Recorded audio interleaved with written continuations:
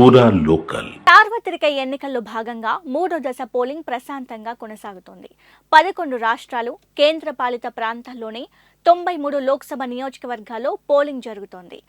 94 స్థానాలకు పోలింగ్ జరగాల్సి ఉన్న జమ్మూ కాశ్మీర్లోని అనంతనాగ్, రాజౌరి నియోజకవర్గంలో ఓటింగ్ మే 25కు వాయిదా పడింది. ఇక ఈ దశలో మొత్తం 1300 మందికి పైగా అభ్యర్థులు తమ అదృష్టాన్ని పరీక్షించుకోనున్నారు.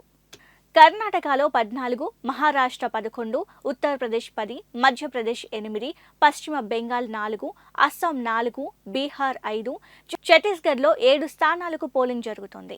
కేంద్ర హోంమంత్రి అమిత్ షా, పౌర విమానయాన మంత్రి జ్యోతిరాదిత్య సింధియా, ఆరోగ్య శాఖ మంత్రి మన్సుఖ్ మాండవీయ, పురుషోత్తం రూపాలా, ప్రహ్లాద్ జోషి, ఎస్పీ సింగ్ బఘేల్, శరద్ పవార్ కుమార్తె సుప్రియా సూలే, ఎస్పీ అధినేత అఖిలేష్ యాదవ్ భార్య డింపుల్ వంటి ప్రముఖులు వీరిలో ఉన్నారు.